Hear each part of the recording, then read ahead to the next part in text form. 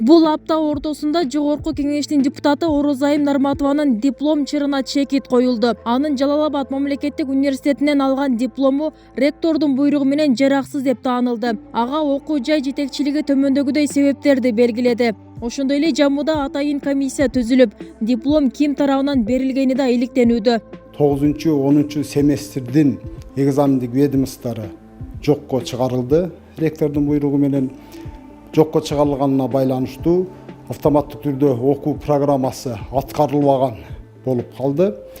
Окуу программасы аткарылбай калгандыгына байланыштуу мамлекеттик экзамендерге кирүү буйругу дагы жокко чыгарылды.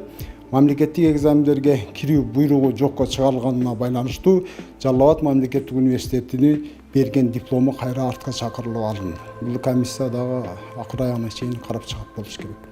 Жана тиешелүү кишилерге дисциплинардык тартиптик жазалар көрүлөт. Диплом жараксыз деп табылган соң БШК Нарматованын депутаттык мандатын кайтарып алды. Жаңы мыйзамга ылайык эл өкүлү жогорку билимдүү да болушу керек. Буга чейин бир нече саясатчылар мыйзамсыз диплом алууга айыпталып, айрымдарына кылмыш иши козголгон. Алардын арасында Орозайым Нарматовадан башка мурдагы депутат Рыскелди Момбеков жана Жалал-Абад облусунун мурдагы башчысы парламенттик шайлоого Бүтүн Кыргызстан партиясынан талапкерлигин койгон Кыямбек Сатыбалдиев дагы бар. Мындай диплом чырларынан кийин президент Садыр Жапаров УКМКга бардык деңгээлдеги мамлекеттик кызматкерлердин жогорку билими тууралуу дипломун жана кош жарандуулук боюнча масштабтуу текшерүү жүргүзүүнү тапшырды. Мамлекеттин бул саясатын көпчүлүк колдоого алып, бирок текшерүү иштери тандалма эмес, баарына тегиз жүрүшү керектигин билдиришет. Көптөгөн жетекчилер дипломду сатып алып кызмат ордундарында отурган бүгүнкү күндө ошолорду иликтеп чыкса абдан көбү чыгат. Абдан көбү квалификациялык талапка жооп бербей иштеп аткандар бар. Мисалы үчүн электриктер, эколог болуп кеткендери бар. Мисалы үчүн көбүрөөк ишке ашса экен, ошо эгерде дипломдорун текшерип баштадыбы, бардыгын текшерсин дагы, чыныгы мыйзамдуулукту орнотуп берсе, бул бардык коомчулукка деле жакшы болот. Текшерүү иштери 24 январда башталып, 3 айлык мөөнөт берилди. УКМКдан облус, район жана айыл аймактардын башчыларын, министрлер кабинетинин, президенттик администрациянын кызматкерлерин, жергиликтүү, шаардык жана парламент депутаттарын, укук коргоо жана сот органдарынын өкүлдөрүн текшерүү пландалганын кошумчалашты. Эң туура кылды. Эми буну ал деле айласыздан жасап атат да. Эмне үчүн? Себеби уламдан улам эле бирөө депутат болобу, же министр болобу келип эле дипломдун жасалмалыгы жөнүндө маселелер улам мындай күчөп көтөрүлүп атат да. Өзү мындай болбош керек болчу нормалдуу коомдо. Эми ошол бир депутат кызынын айла чекесиндеги болгон ажиотаж ушул нерсеге алып келди да. Ошону эске алды дагы, менимче Садыр Кожоев туура тапшырма берип атат.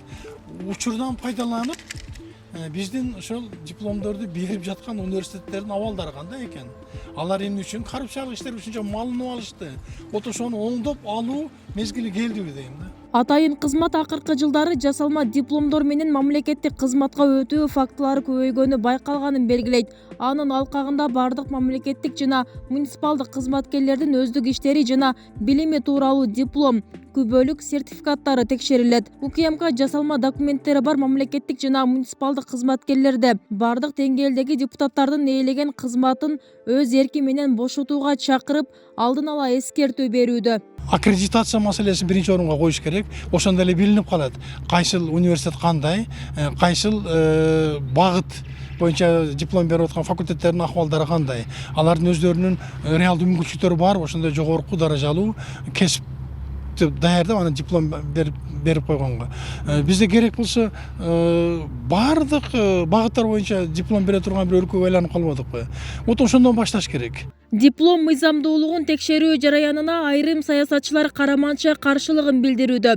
Алсак Жогорку Кеңештин депутаты Исхак Масалиев дипломун текшерүүгө таптакыр тыюу саларын, эгер окуу жай жетекчилиги кимдир бирөөлөргө анын окуу архивин берсе, сотко чейин кайрыларын социалдык тармактагы баракчасына жазды. Масалиевдин эгер дипломдо кемчилик болбосо, эмне үчүн ага каршы экенин сурашкан. Ага депутат каалабайм деген жообун берген.